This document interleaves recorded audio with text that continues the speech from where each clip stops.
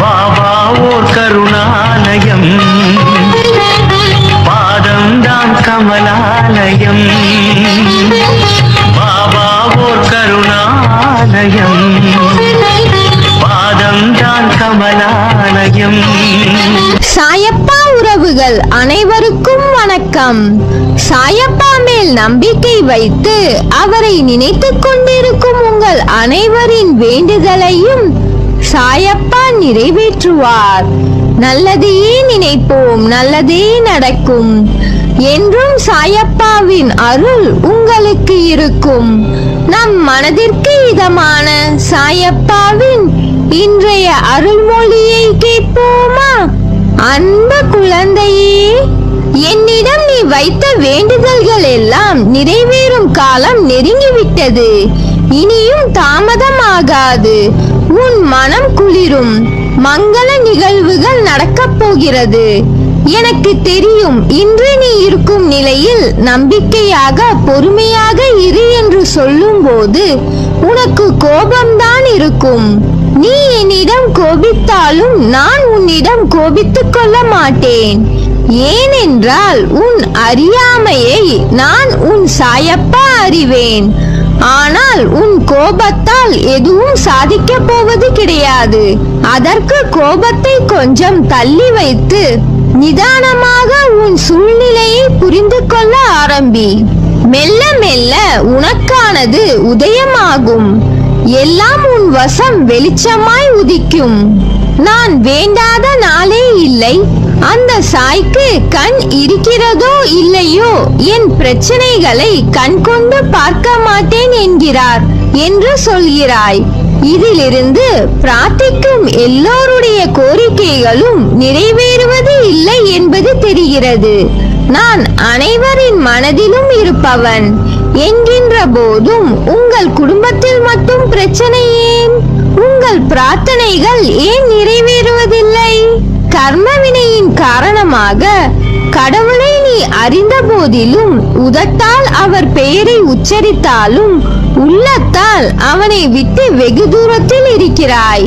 பொய், பொறாமை, வஞ்சனை, அவநம்பிக்கை, சந்தேகம் என எதிர்மறையான எண்ணங்கள் உன் உள்ளத்தை மொய்த்துக் கொண்டிருக்க தூய்மையற்ற இதயத்தோடு என்னை நோக்கி கூப்பிடுகிறாய்.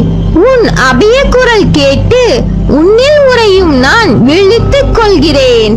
வெளியில் இருந்து வந்தும் உன் இதய வாசலை தட்டுகிறேன். எனது வருகையை கவனிப்பதில்லை. எனது குரலை நீ அடையாளம் கண்டு கொள்வதில்லை.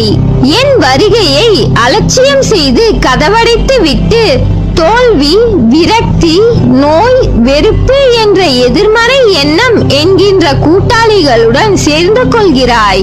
நம்பிக்கை என்னும் உதியை உன் இல்லத்தில் தூவும் முன்பே நீ கதவடைத்து விடுவதால் உனக்கு எதையும் தர இயலவில்லை. நம்பிக்கை இல்லாமல் எதையும் பெற்றுக்கொள்ள முடியாது. உண்மையாகவே நீ என்னை நம்பினால் பொறுமையோடு, விழிப்போடு, கவலைப்படாமலும் தூய மனதோடும் பேதம் பார்க்காமலும் இரு. உன் கஷ்டத்திலும் அடுத்தவர்களுக்கு உதவி செய்ய உன் உள்ளத்தை திற. தன்னலம் துறந்து பிறர் நலம் நாடு. நிச்சயமாக உன்னை நான் தேற்றுவேன், ஆறுதல் தருவேன். உன் கவலைகளையும் நோய்களையும் போக்குவேன். நான் உன்னுடன் இருக்கும் போது உனது கவலைகளை எனது பாதத்தில் நீ சமர்ப்பித்த பின்னர் கவலை எதற்கு? எனது மகிமைகளை கண்டும் ஏன் இந்த ஏக்கம் உனக்கு? உனது தந்தையும் நானே, தாயும் நானே, உன்னை படைத்ததும் நானே, உன்னை சோதிப்பதும் நானே.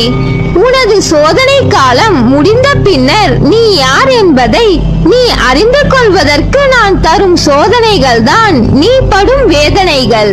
பல பேர் அவரவர் பிரச்சனைகளுக்கு விடிவு தேடி ஓர் நிரந்தர தீர்வு தேடி என்னை காண்பதற்கு காத்திருக்கும் நேரத்தில் நான் உனக்கு அனுமதி அளித்தேன். ஏன் தெரியுமா? பல மைல்களுக்கு அப்பால் இருந்து உன்னை உன்னை அழைத்து வந்திருக்கிறேன். நீ பல இன்ப துன்பங்களை தாங்கிக் கொண்டு உற்றார் உறவினர்கள் பேசுவதை செவி கொடுத்து கேட்டும் அதை கொஞ்சம் கூட பொருட்படுத்தாமல் அவர்களுக்காக உன் சுபாவத்தை மாற்றிக்கொள்ளாமல் ஏளனம் செய்தவர்கள் பல பேர் இருந்தும் தன்னம்பிக்கையோடு ஒவ்வொரு பாதையாக அவசரப்படாமல் பொறுமையோடும் சினம் இல்லாமலும் விரக்தி இல்லாமலும் தான் என்ற அகந்தை இல்லாமல் கடந்து வந்தாய். இதற்காகவே உன்னை நான் தேர்ந்தெடுத்தேன். உன்னுள் இருக்கும் நல்ல ஆத்மார்த்தமான செயல்களுக்காக உனக்கு அனுமதி அளித்தேன்.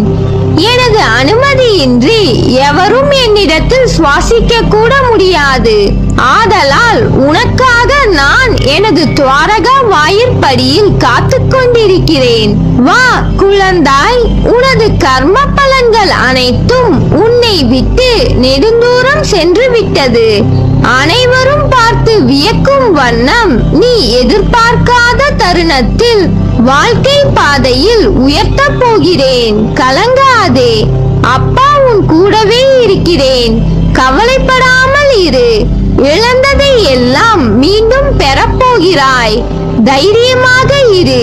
எப்போது நான் என் கரம் கொண்டு உன்னை இழுத்து வந்தேனோ மறுகணமே உனக்கு பிடித்த விஷயங்கள், நீ விரும்பிய வாழ்க்கையை உனக்கு வழங்குவேன். அது எனது கடமை. அவைகளை பெறுவதற்கு காலதாமதம் ஆகலாம். ஆனால் அதற்காக நீ காத்திருக்க வேண்டும். பொறுமையாக இருக்க வேண்டும். அவசரப்படக்கூடாது. நீ என்னை காண்பது எளிதல்ல.